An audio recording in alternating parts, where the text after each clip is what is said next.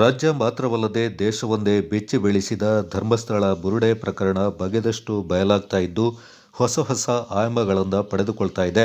ಅಷ್ಟು ಮಾತ್ರ ಅಲ್ಲ, ಬುರುಡೆ ಪ್ರಕರಣ ನಂಟು ಕೊಡಗಿಗೂ ವ್ಯಾಪಿಸಿದ್ದು, ಕೊಡಗಿನ ವ್ಯಕ್ತಿಯ ಬುರುಡೆಯ ಸುಳಿವು ಬಂಗ್ಲೆಗುಡ್ಡದಲ್ಲಿ ಪತ್ತೆಯಾಗಿದ್ದು ಯುಬಿ ಅಯ್ಯಪ್ಪ ಕುಟುಂಬಕ್ಕೆ ಅಚ್ಚರಿಯಾಗಿದೆ.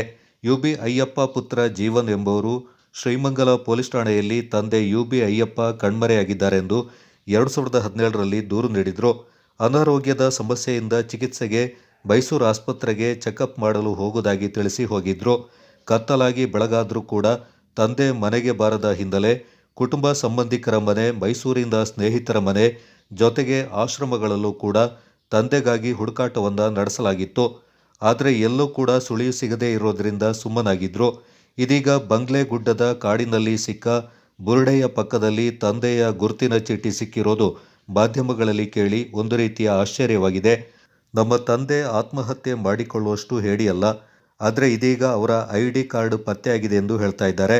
ಎಸ್ಐಟಿ ಅವರು ಅಥವಾ ಪೊಲೀಸರು ವಿಚಾರಣೆಗೆ ಕರೆದಿದ್ದಾರೆ. ನಾವು ಸ್ಪಂದಿಸುತ್ತೇವೆ. ಒಂದು ವೇಳೆ DNA ಮ್ಯಾಚ್ ಆದರೆ ಅವರ ಅಸ್ಥಿಪಂಜರ ಅವರದ್ದೇ ಆದಲ್ಲಿ ಕೊಡುವ ಸಂಪ್ರದಾಯದಂತೆ ಅವರ ಅಂತ್ಯಕ್ರಿಯೆ ನಡೆಸ್ತೇವೆ ಎಂದರು. ತಂದೆಯವರು 2017 ಇಸವಿಯಲ್ಲಿ ಜೂನ್ ತಿಂಗಳಲ್ಲಿ ಕಾಣೆಯಾಗಿದೆ.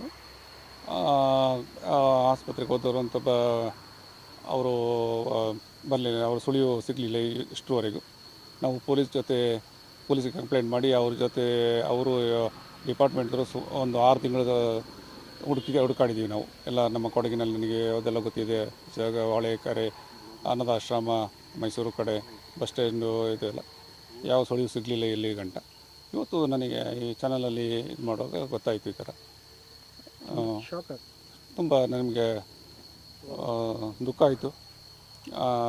ನನ್ನ ಮನಸ್ಸು ಅದೇ ಆಗಬಾರ್ದು ಅಂತ ನಾನು ಇನ್ನೂ ಇದು ಮಾಡ್ತಾಯಿದ್ದೀನಿ, ಈಗ ಆಗಿರಬಾರ್ದು ಅಂತ. ತನಿಖೆ ಏನಾದರೂ ಕರೆದ್ರೆ ಹೋಗ್ತೀವಿ? ತನಿಖೆ ಕರೆದ್ರೆ ಖಂಡಿತ ಹೋಗ್ತೀನಿ. ಯಾವ ಥರ ತನಿಖೆ ಆದರೂ ಸರಿ. ನಿಮ್ಮ ಹೆಸರು? ನನ್ನ ಹೆಸರು ಜೀವನ್.